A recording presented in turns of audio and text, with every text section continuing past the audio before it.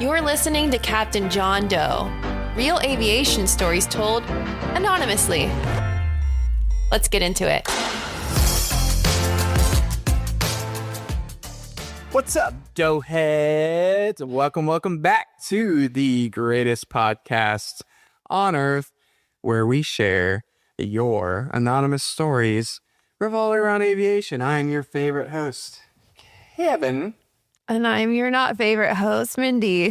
Just showing up, trying to do my job here. Just showing up. It's crazy how she just so casually says she just shows up when she's actually doing every single possible thing to support me and my wonderful life. It reminds me, hold on, I got to put my phone on silent. My phone is blowing up right now. We're making a bold move right now and recording during business hours because we have a hectic schedule.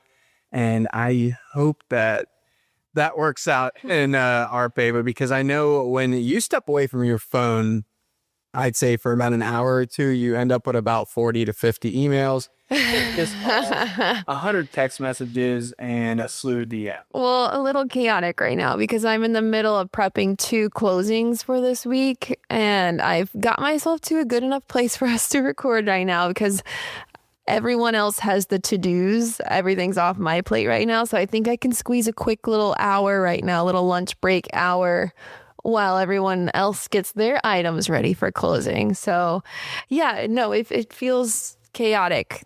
Life does right now. There's a lot happening and we can't wait to share a lot more with you guys soon. Yeah. Speaking of life, a huge question that everybody asks every single pilot, and you all know what I'm going to say is, what's your plan? Are you going to go to Airlines? Are you going to go charter? Whatever. Mindy, you went into business aviation. So when you made that decision, or when you were going down that path, did you have any mentors that were advising you to do that, or did they think it was a silly idea?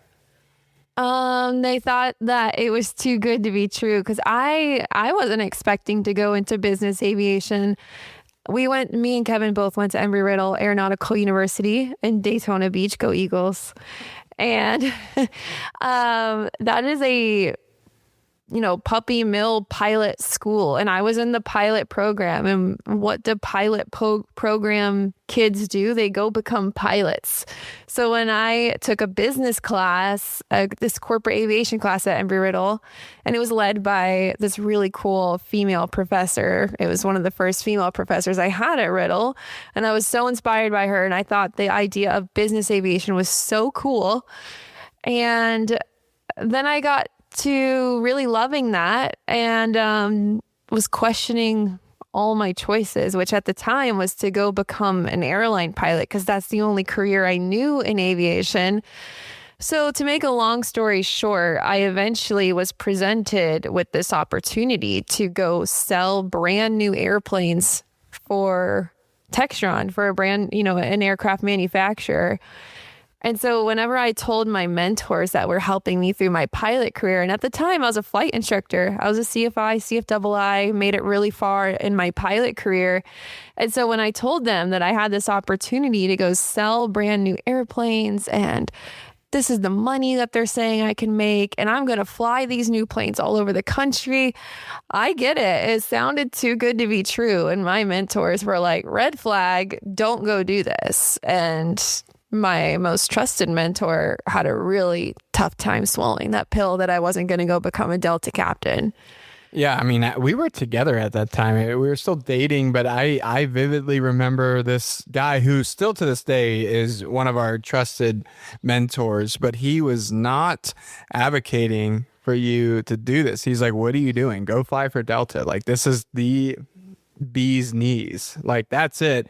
Don't go sell airplanes for Textron and be stuck in a 172 for your whole life. Yeah, I struggled with that because when I started in aviation, I come from a non-aviation background. No one in my family are pilots, so I was on my own. And when I found mentors in the space, and I had a few of them that were really great, that really changed my growth in the industry, you could say. Everyone needs mentors in the space. Everyone. For a lot of people, it's their own father or their own uncle or whoever that flies in their family, but I didn't have that. So when I finally found them, they were my everything, my whole world. And as I was starting to grow up and make my own decisions, it was really hard when my most trusted mentors that helped me get to where I was telling me that I was making a bad decision. That was really, I struggled with that so deeply. Yeah. Yeah. I mean, we were young. Like you were 20 years old. And I don't know how, looking back, you went against their judgment.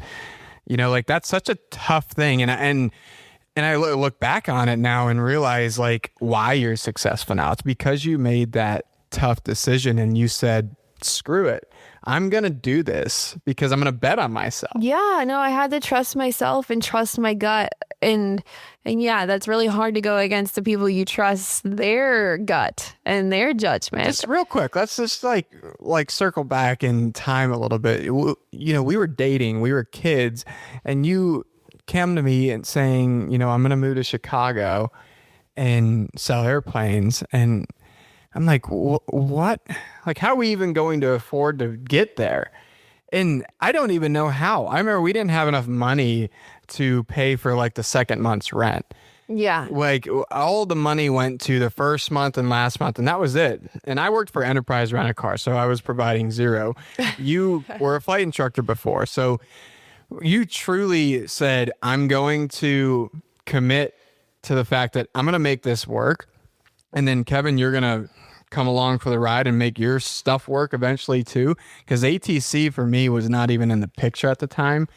It was strictly these two 20 and 21-year-olds moving to Chicago with we sold our boat for $3,000. That was, I think, our net worth. We bought the boat because it was just really cheap boat. We were living in Daytona. We were both post grads and we both were working jobs, and we saved up all of our money to buy this boat. We had $0 in savings. So yeah, we sold the boat. That went all through our rent. I think we moved to Chicago for that first job with like $200 or $300 in my account. But the reason why I felt safe with it was because that particular sales job had a salary plus commission, and the base salary was enough to cover the rent. So I really wasn't worried about the finances. I was worried about moving out of state so young and not having the jumping support that I was looking for. But I think in the back of my mind, I knew that being a pilot would always be there. Like if this sales thing didn't work out, if I didn't like it, if I wasn't good at it, Delta wasn't going anywhere, you know, and I was already a rated pilot with great experience. This job was only going to further my experience. And I can go be a pilot anytime, even sitting here right now. I was going to say, we've said that to this day, we still say it. I've been selling planes now for 10 years, and still my plan B is to just go be a pilot if I want to be. Like, it's always going to be there. But these business opportunities are so far and few between. So what I've learned is when you have one of those too good to be true moments happen, like you've got to attack those and like see them through. I'm someone who would definitely regret saying no to something like that. And I just have to go see what's behind the door. That's just who I am. It set us up for what now we've done over the past decade. I mean, we have chased every single door offered. We've moved so many times. We've moved across the country multiple times just to say we've done it. And not every opportunity, the door was wide open, but it has led to so many great things in our life, from moving at 21 years old with $200 in our account to now owning an airplane and a lot more things to come. Foreshadowing. I mean, I'm not trying to like flex on you, but this is a question that I hear so many times when I'm walking in the flight school line. It's like, how do I get into sales? The reality is do you trust yourself enough that you're going to put yourself in a position where you could fail horrendously and fall on your face? Because if you're comfortable with that, if you're that type of person, then do it. Yeah, I don't know. I've always had the mentality, or I try to have the mentality about life, that it's just not that serious.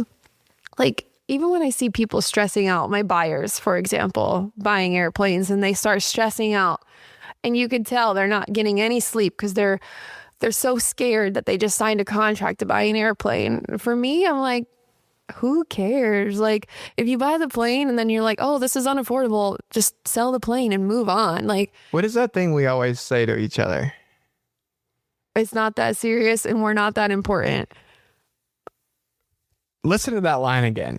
You're not that important. And what do we mean by that? Like, not that your self-worth and that you're not that important, but like if you go about your day-to-day life, your stress level will decrease exponentially to realize like getting that email sent at this moment is not going to solve world hunger. It's not that important. I don't know where I came up with this. I think I was just on a rant one day, a rampage about life. And I looked at Kevin and like, I'm not that important. You're not that important. We are not that important. Like, life in the world is so much bigger than us. And that was years ago. And we've held on to that as our mantra.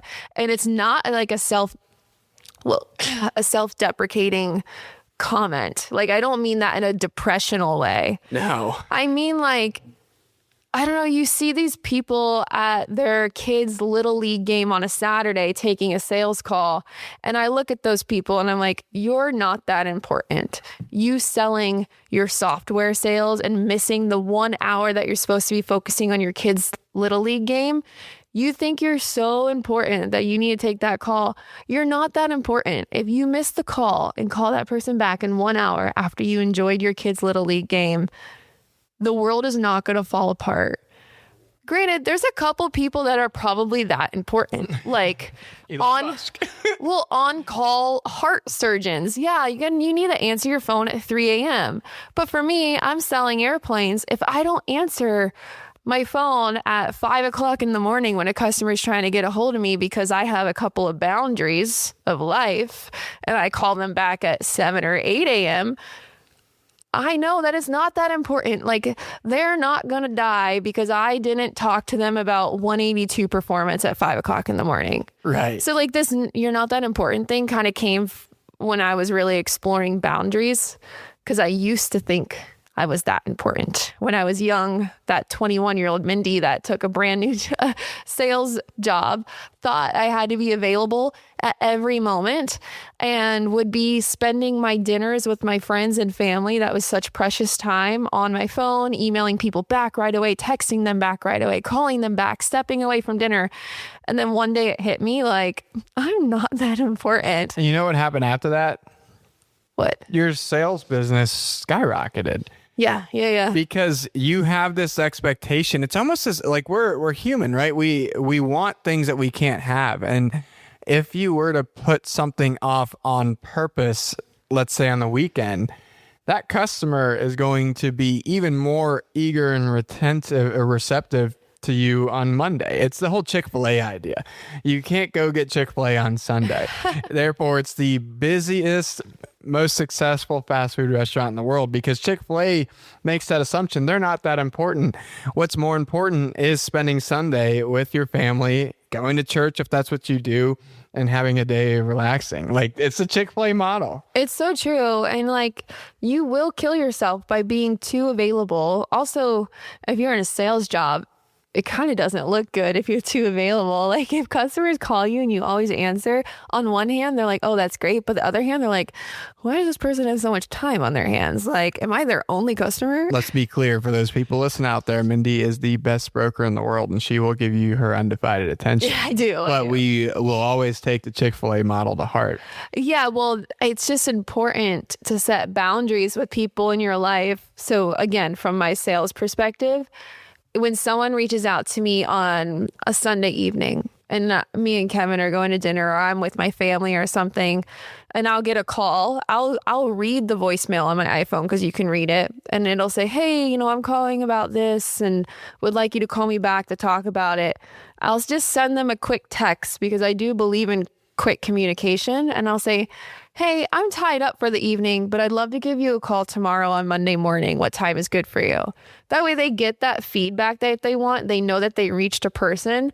However, I just set a boundary that, hey, you can't, I I have things to do on my Sunday evening with my family, and that's more important to me. So when is a good time for both of us to meet? Because a lot of salespeople early in their career, just like I was, would answer that phone call, and then I would be tied up with my computer or phone for the next 2 hours and miss dinner. Right. But instead, you set the boundary, and then guess what? The rest of my relationship with that customer, I guarantee they'll never call me on a Sunday evening again. They'll be like, she's usually tied up with her family on Sunday evenings. I'll reach out to her during normal business hours. Bingo. I had an example of not that important happen to me last week. I was stressing over telling my boss, I had to talk to them about something, and you kind of calmed me down a little bit and said, it's fine. It can wait till Monday. And I was just like going back and forth to you, like, I got to tell him, we got to talk. Like, I got to get this off my chest. And it's funny because I went and talked on Monday and I wasn't that important. Weird. It was such an easy conversation. It took 2 minutes and my boss like, cool, see ya. Right. Like, it wasn't even a thought. Like, they're not thinking about me on the weekend. Yeah, I mean, I would say that at times that's my superpower, is just being able to zoom out and realize that we're all walking this huge piece of rock that's just getting flown through the universe. And if you just zoom out, like, honestly, 99% of what you're stressing about or what's stressing you out in your life is just not that important. If you're just like zoom out, obviously some things are, and we have families that get sick and we have trouble paying our bills the next month. You can stress about those things, but most things that you're stressing about, I've found, and I know I live a very privileged, amazing life to be able to say that, it's really not that important. Yeah, I think the lesson of this is 2 things. Remember to treat people well, but treat your family first and bet on yourself. Yeah, you got to take risks. Take those risks. I'm telling you, all you young kids listen out there. I know we have a lot of like different demographics that listen to this podcast and that follow us. But for you people that are young and old, use us as an example. We're not the most successful people in the world, but we live a really blessed life because we have shotgunned our life so many times, and we've done it by ourselves, which is like the most rewarding thing. Like, there's no assistance here. Just to wrap that up, I really kind of don't even believe in failures. Like, I took a job I shouldn't have took. Like, I'll just say that. And on paper, like, if I were to look at what happened in this job and how it played out, I'd say that was a mistake. And in hindsight, shouldn't have taken that job. However, then I think about it longer and I'm like, but there's all these things that come out of quote failures, these quote mistakes, So if you just bet on yourself and risk it and say, I'm just curious enough to see what's behind that door, you're going to get something out of it, something positive, even if there's some negatives too, or, things that you weren't anticipating that you think was maybe a mistake. There's so much good that can come out of it if you look in the right corners. No regrets, not even a letter. A letter? He had no regrets. I mean, that mistake, I would say, was the best mistake ever. A lot of quote mistakes, because I don't really believe in them, fuel your fire. Because if you guys are like me and something hits you that you weren't expecting in a negative way, it fires me the F up. I remember learning this in middle school. It's that fight or flight, right? Yeah. Like, what type of person are you? Are you going to fight or are you going to flight? Yeah. I know what type of person you are. I wake up swinging. Swing. I'm ready to get punched in the mouth, baby. Well, I wasn't expecting this to be a therapy session. That felt good for me. Hopefully that felt good for some of you. I did not expect that to go this way. Well, I'm not a licensed therapist, so don't expect me to do this again. Yeah, that felt way too serious for this podcast. It is too serious. We're going to get into more lighthearted things. So sorry, guys. Gosh, man. Well, let's get back to the goodness. Head over to our website, www.captainjohndoe.com. Submit your stories to our show. They're fully anonymous, except the ones that we share, because, it's our podcast. We do what I want. We read them right here every show on our show every Wednesday. And I don't know if you guys have been tracking, but I don't really skip ahead. When we're reading these stories, it's basically first come, we read them. As long as there's enough to the story. Even then, sometimes if it's just a 2-sentence thing, we'll add it at the end of the podcast. So then submit it. We are reading your stories. I promise you, we're getting to it. If you submitted something a while ago and you haven't heard it yet, it's coming. I promise. We haven't skipped anything. Everything in our, on our books on our side is in chronological order. And every time we create the structure for the show, we go to the oldest stories that are at the top of the list. So because of that, don't let us run out. Submit those stories. Yes. Follow us on social media. They continue to come out. I don't even understand how Mindy's able to keep up with that. Subscribe so you don't miss an episode, and make sure you leave a review and a 5-star rating only. They help us so much. That gets this podcast out there. Speaking of reviews. Free support. I know, it's just a free podcast. Free 99. Brandon, Michigan S said, 5 stars only, Captain Kev. Great podcast. Love the insight into the industry and sharing of your personal stories. Anyone that thinks that all pilots are egocentric and anal retentive and dull need to give this podcast a listen. Oh, that's a compliment. I'm all of those things, by the way. Say, to be fair, we are egotistical in our own way. Mindy's anal retentive. I'm not at all. But say all those things you just said. I'm not dull. I am this. Dull. Anal retentive. That's 5-star for Schmin, but in a good way. And we try to be pragmatist on the ego part. What does that mean? It doesn't matter. Okay. Listen, one thing for certain, everyone out there in this industry, whether you're a pilot, a controller, a mechanic, you have to have confidence in yourself. I want to fly with the person who knows what they're doing. When I was a controller, day one, they told me, don't let the pilot know you screwed up. So how do you do that? You are confident in your judgment and your decision making. There's a difference between confidence and your egomaniac. Yeah, but I think they probably meant fix your own problem before you have to tell the pilots, right? Because there's also something to be said of admitting your mistakes and asking for help. There's a difference in what I'm saying in that. Okay. Because when if for those that are doing their CFI, I don't want you to hide that I'm pointed at another plane and I'm about to touch metal. No. The point was after you've resolved the issue. Okay. That was the thing, because their point was you're going to make 1,000 mistakes every single day. This is a lot like a baseball reference where if you bat .330, you make the Hall of Fame. Air traffic controllers are perfect on paper, but in reality, in the background, you want to know a little secret. Every single situation that happens to you when you're on the flying side is most likely from a human error. Now, that error is not that significant because those controllers are so damn good at their job. Right. Remember that. And you don't even know that they're solving something that might have been from their own. That's true. issue. And you don't want to know because, you want pilots to trust ATC with their life. And you should. I trust them 100%. Anywho's, today's an exciting day. I was gonna say it. It's merch drawing day. We're doing a monthly merch giveaway all year long in 2026. And today is the day, every fourth Wednesday of each month. So you can enter for free by following us on Instagram. There's going to be giveaway posts that you can engage with to get an entry. Or you can leave a podcast review just like the ones we read every week and just send us a DM or an email once you complete it and you get an extra entry.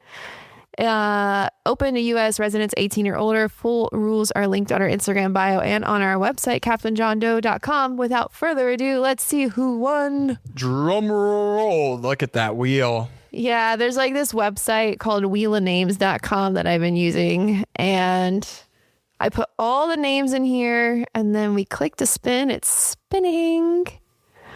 Do. It's slowing down.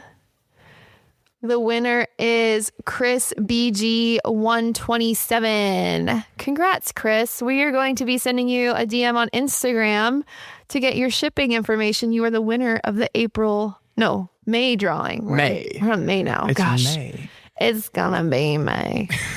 Congrats, Chris BG 127. All right, you ready for some story time? Yeah, are you going first or me? I feel like you always go first. Well, you go first and I'll go second. How about that? Yeah. We got some stories for you. You guys are like really getting after it now in the writing. These are like 4 or 5 paragraphs. Let's see if I do a better job than last time. My reading skills have not been up to snuff lately, but let's give it a go. I'm currently an active multi-engine instructor on the Diamond DA-42, and I've seen a fair share of my life flash before my eyes, caused either by students or aircraft malfunction. Here's a fun one for you both, since you both have flown this plane before. Oh, we got someone that has followed us. Yeah, I got my multi and Kevin got his multi in DA-42s. Okay. It was just before the Thanksgiving break, and I had a motivated student on the last flight who was trying to get his multi-engine rating done before leaving. Unfortunately, maneuvers was just outside of standards, and I told the student during the debrief that the performance was not satisfactory. I was also not confident we would have enough time to finish the last flight and send him off the check ride in such a short time. But to end on a positive note, I told the student to take his well-deserved time off during Thanksgiving, return refreshed, and then tackle the end of the course. After the break, we reattempted the activity, and the student came back more determined and prepared. Maneuvers, perfection. VMC demo, powered through. Distractions, locked in. I even distracted him to then fail an engine. Dead foot, dead engine, identify, verify, timely execution of checklists, feathering in-op. Everything was executed to standard, so there really wasn't much for me to be concerned about. However, what should have been an uneventful engine restart became a very eventful engine restart. For some reason, unbeknownst to me, my student read out engine master, in-op engine on, but executed the opposite of what he said by selecting the operative engine to master off. Oh, wait. This action will shut down and feather the engine, the only working engine at the moment. By the time my student selected the engine master off, I can visibly see my student connecting the dots on what he had just done. Oh, shit. Without finishing what he was about to say, and like a deer in headlights, he froze with his hands still on the operative engine master off position. This is where I have transitioned from let's see what you got to Ralph Wiggum from The Simpsons. I'm in danger. I'd still like to say it's the quietest 3 seconds of my life. But 3 seconds too long for me to remember. I was the PIC of the flight because I was still processing what was going on. I immediately took the controls, pitched the aircraft, but to what? There's no glide speeds on this airplane, nor was I taught or trained for this type of scenario. Using the knowledge I had on this aircraft, and where I also like to say, praise be to the unfeathering accumulator, allowed for an instantaneous unfeathering. A quick crack starter left and right, both engines roared alive. While I'm still trying to collect my calm, my student was profusely apologizing for putting us in that situation. I just laughed and told him, just make sure you don't do this in the future, and definitely not on your check ride. Whoa, whoa, whoa. This is why I don't want to be a multi-engine instructor, because like you said, when is it that you've ever trained for 2 engines and operative? Never. No. Yeah. So for anyone listening, let's do a quick debrief. All right. A lot of flight instruction happens on single engine aircraft. Just one prop out there, one engine out there spinning. And when you do emergency training for engine out, you simulate the engine going off because you would never turn off the one engine you have running. because then you are a full glider, and God forbid the engine not turn on again, then you would be landing without an engine, which is difficult. Can be. So in single engine, you just simulate it for that reason. So what you do, you just pull the throttle back to idle. It's creating a very, very small amount of power. You do your procedures, and then you just simply put the throttle back in and fly away from the procedure. In multi-engine training, you actually shut down one of your two engines where it is fully off. You're up in the sky, a couple thousand feet in the air. You actually turn off the engine, and you are flying on just the one good engine, because your multi-engine rating is all about learning how to fly really on one engine, which is funny because it's a multi-engine rating, which means you can fly planes with two engines, but all your training is flying it on one, which is funny. So they actually turn one off because you have another good engine that can fly. And it's really, really great to see the performance of aircraft on the single working engine. So then obviously the student, it is like ingrained in multi-engine training to verify, identify, and then verify the engine that is operative and the one that is inoperative. For this exact reason. For this exact reason. They probably say identify, verify, feather 2 billion times to you because NTSB reports, if you read them, this has happened in real life. So to this instructor, you haven't been trained, which 100% on what to do, but like me and a lot of other nerds out there, we read these reports and people have identified the wrong engine and they shut it down, and that has led to accidents, which is right. So the whole point of this rating is to do exactly what this student did not, or what they did opposite. I assume that they correctly identified and verified the inop engine. And then when they went to the master switches, they clicked the wrong one. For me, during my training, and what I would suggest anyone that might be about to get their multi, is just slow it down. Slow it down. Say it, verify it 1,000 times. You're not going to annoy anyone. So before I would ever click the master off, I'm like, left engine, left one's dead. Left one's dead. I look at my instructor. They give me the little nod. Left one's dead. I know the left one's dead because the throttle's back. This is the left master. Left master's going off. Like, I am annoying about it because you don't want to shut off the only operative engine. No, it's a great point.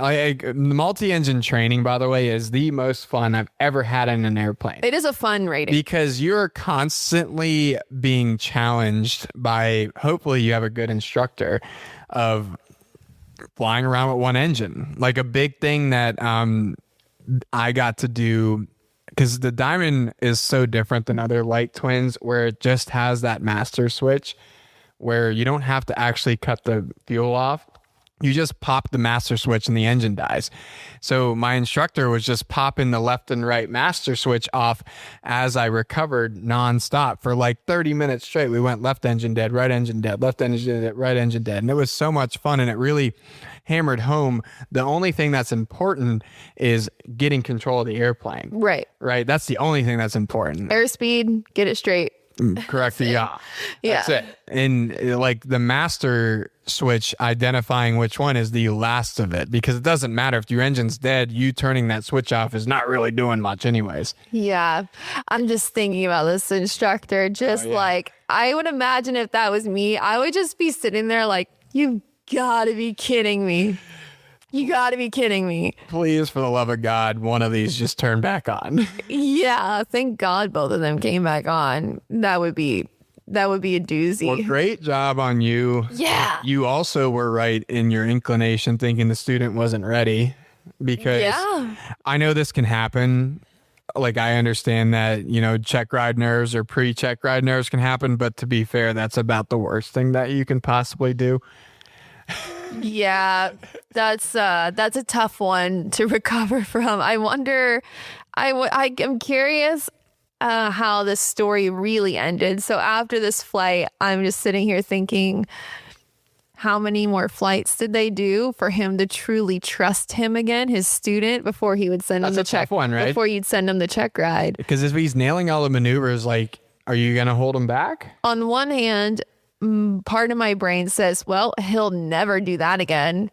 And then the other part of my brain says, well, he did it, which is like very abnormal. No one does that during training. Well, to his point, he's never even been talked about how Yes. they recover from a multi-engine failure. So that part of my brain goes, well, if they had the capacity to make a mistake that big, then they're definitely not ready. And then the other part of my brain, says, well, they're never going to do that mistake again. We can call it good. Like, that would be hard as an instructor to know how to finish this rating. Well, I feel like we have the same conversation every podcast, how it's truly impossible to predict what is going to happen on your flight.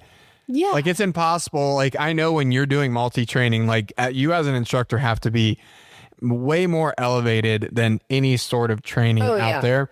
But to this guy's point, he's probably trained, hundreds and hundreds of hours. It sounds like they're at an accelerated course, and no students ever actually popped the operating engine master off, which I'm trying to think back. Like, there's zero world. Like, there's a lot of mistakes that happen because you get task saturated, but you're not going to turn off the dead one or the operating one. Anyways, great freaking story. Really great story. Got things we get excited about. Yeah, I love it. All right, my turn. I work in the aviation industry as a flight test engineer. New species. I know. And have the unique opportunity to work with some fantastic flight crews testing experimental aircraft configurations and software. It's not only a rewarding job, but one that constantly influences me to go fly and explore on my own and with my family and friends. On a particularly sunny March morning, with coffee and flight cards in hand, we briefed our 9 a.m. flight. We made it through our company specified briefing requirements and discussed how we were feeling as a crew. All of us were ready to go. Flight crew was 2 very experienced test pilots and myself on board to conduct a test card full of stall characteristic conditions with special emphasis on critical conditions we have noted during earlier development. At this stage, we have deemed the testing a medium risk due to buildup that has been completed. Now, let me add some context. There was a need for us to test the stall characteristics of this particular twin-engine aircraft, and we had set a CFR Part 25 rule that outlined the standards we had to meet. In testing, we may look at stall speeds, which is what it sounds like. We're finding out for a given weight and center of gravity range in an aircraft configuration. When will the aircraft stall? We'd already confirmed our stall speeds hadn't changed.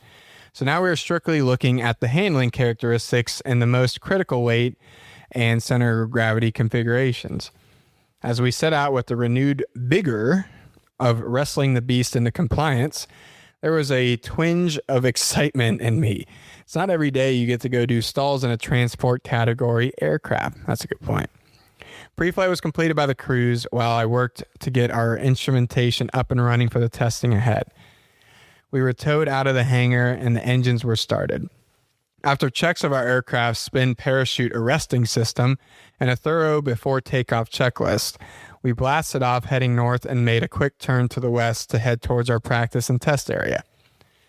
Climbing through 10,000 feet, we armed the chutes and prepared the aircraft for the first condition.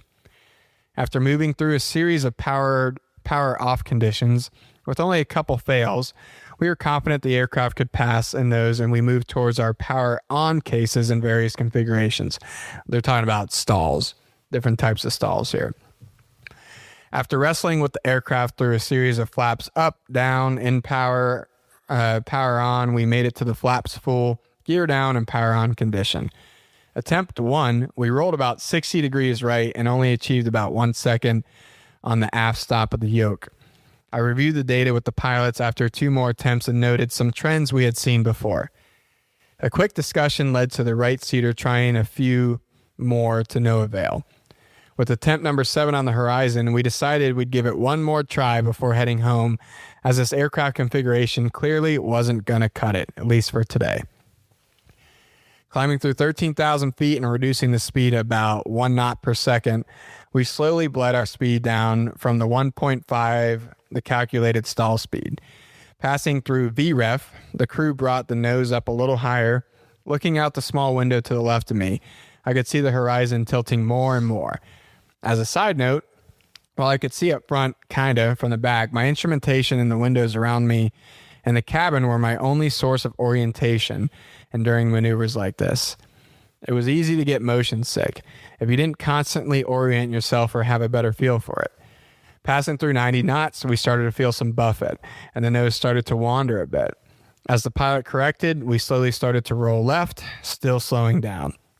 Quickly arresting the movement, we rolled right now, slowly exceeding the required bank angle.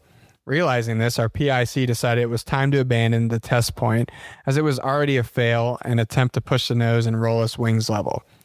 In a blink of an eye, the aircraft snapped to the left and pitched down hard. I'd never expected to see so much blue sky replaced by the brown dirt through my window so quickly. A quick glance at the instrumentation showed us 70 degrees nose down and 140 degrees of left bank. We weren't perfectly inverted, but our ass was upside down and we were starting to rapidly pick up speed. In a rather dramatic fashion, we rolled wings level and began the methodical pull out of the deep nose-low attitude. In the process, due to flaps and gear being out, and use of our speed brakes, we'd over-G'd the aircraft to our testing limits on the recovery. In the span of 15 seconds, we had fallen to just above 10,000 feet. Now, ATC is very familiar with our testing, but even they were a little concerned about the rapid vertical speed indication and sudden drop in altitude. After making sure all of our pieces and surfaces were still attached, we kept our gear and flaps down and limped our way home with our tail between our legs. Landing without a fuss, we brought the plane back to the factory and went to find our inspection team. They gave us a thorough look over and inspected, and we were pleased to report the aircraft was perfectly fine, even if the aerodynamic configuration wasn't quite what we hoped for. More development to come. Just hopefully not upside down this time. I never thought I'd go upside down in a business jet, but boy, that was fun. I work with some great crews and great people, so I was never worried for one moment. We train and prepare for these circumstances, even if they are unlikely. After all, testing the envelope is our job to make sure our customers and their customers stay safe to enjoy the aircraft. Kevin and Mindy, keep up the amazing work. It's fantastic to make this podcast part of my Wednesday ritual to and from work. It's great hearing your personal anecdotes and stories while connecting us with so many great late night at the hangar stories we never hear. Cheers. Y'all can't wait to see where you take this. P.S. Kevin, I want to come fly a Cirrus with you. Seeing the Grand Canyon from the air and a GA aircraft would be awesome, and I don't have any Cirrus time yet. Ah, that was awesome. I was literally on the edge of my seat the whole time. That was probably the most in-depth story we have ever possibly had. And like, this is what we're talking about. Like, we got a test engineer talking about what actually goes behind the scenes, because have you really ever thought about that? Well, yeah, but I have got to interact with flight test pilots and flight test engineers through my time working with OEMs, but everybody else in the world doesn't really think about that. They just go to their private pilot training with their CFI and do really docile power on and power off. I didn't get to finish my sentence, Kevin. Go. Is the last person that they're going to tell about their scary flights is the salesperson for that airplane. So I never got the juicy stories. Let me ask you this question. When you're doing your type rating, would you ever do something that egregious where you're 70 degrees nose down and 140 degree bank? No, you do unusual attitudes in type rating. But not that crazy. They make them pretty aggressive. Well, try to paint a picture for what 70 degrees nose down and 140 degrees bank. 70 degrees nose down is nearly vertical, right? Like your nose is nearly straight down towards the ground. Like your butt's not touching the seat. Yep. And then you're nearly inverted. Right. I'm picturing it right now. Take put your thumb and your pinky straight out and then turn it to where it's vertical, and then give yourself a little couple ticks to the right and that's going to look like 140 degrees. And then put your knuckles all the way down at the ground and then pull it up just about a couple degrees up. And that's how you're going to look. Yeah, that's wild. Flight test engineers have a lot of trust in their pilots. The fact that he said that he wasn't worried for even a second, I would probably be worried for a second, because there are limitations beyond the pilot's qualifications and experience. Like, what if it did break something on the plane? I would be a little nervous that something broke. Well, thankfully, they had a parachute on board. I know. Well, you know what's funny is this whole time I was thinking that this was a story of them certifying the Vision Jet. Right. The Cirrus Vision Jet, until at the end, he said he doesn't have any time in a Cirrus. I wonder if that was strategic to lead us to the path of it, of saying that it wasn't a Vision Jet. I mean, this is clearly a big plane. He said at the beginning it's a transport category plane. Yeah, that's true. So I'm imagining, you know, we don't know, but maybe a Global or a Gulfstream or a big Challenger. So this is a big airplane doing these things. So obviously in the testing, they put some giant parachute in there just in case they can't come out of it. Do that? I didn't know you could do that. I don't know. Did they mean on the plane or on their bodies? It sounds like on the plane because they armed it when they passed 10,000 feet. Weird. Okay. Well, I guess that kind of answers my question on why he wasn't too nervous, because something broke. They had a parachute, I guess, which still would worry me, to be fair. They over-G'd the plane. So for those of you who are wondering what that might mean, is the wings ripping off. Yeah, I could literally rip the wings apart. But that's the biggest hurdle of being in a nose down attitude and your airspeed is climbing rapidly. You can't just snap the nose to level horizon. No. Then you'll actually rip the wings off. So that's the difficulty, and why we train for unusual attitudes as pilots, even in private pilot, because this applies to all aircraft. Some of them you'll be falling out of the sky much quicker than others, like this one. But if you just snap the nose up, you're going to pull a lot of G's instantaneously and could literally rip off the wings. So your intuition, when you're pointed at the ground and you're seeing that ground come at you rapidly and your airspeed ticker is screaming at you that you're going too fast, every bone in your body wants to pick the nose up quickly, but you can't. Right. So you might be thinking, how, Kevin and Mindy, would you train for this? Well, the reality is in your private pilot training, you should be doing what's called an emergency descent.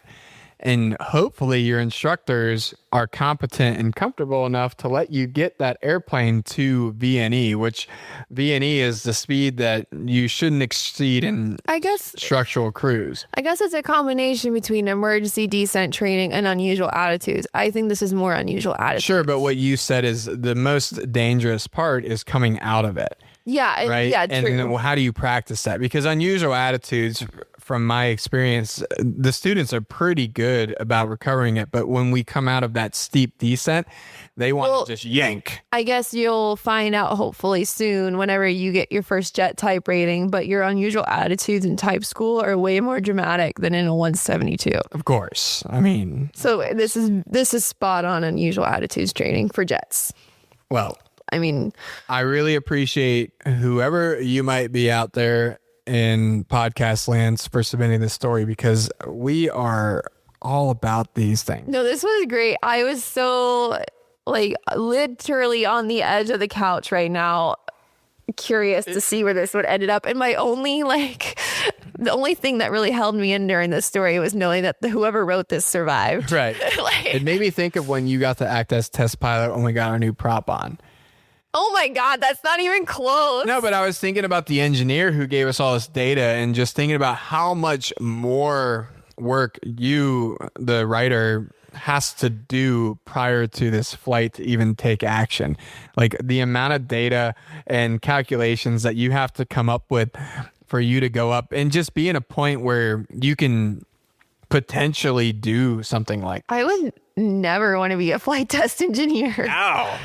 First of all, that sounds like a lot of hard work, but also, again, just giving up control and knowing that you're going to go push an aircraft that's not certified yet to its true limits and knowing that it might fail. The fact that you have a parachute on a transport category jet should And tell then you you're that. not even in control. You're sitting as a passenger on this terrifying roller coaster ride.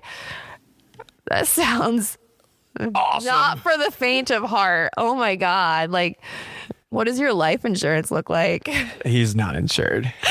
There's no way. Well, do you think insurance companies know what a flight test engineer is? It's hard enough to get life insurance as a pilot, let alone.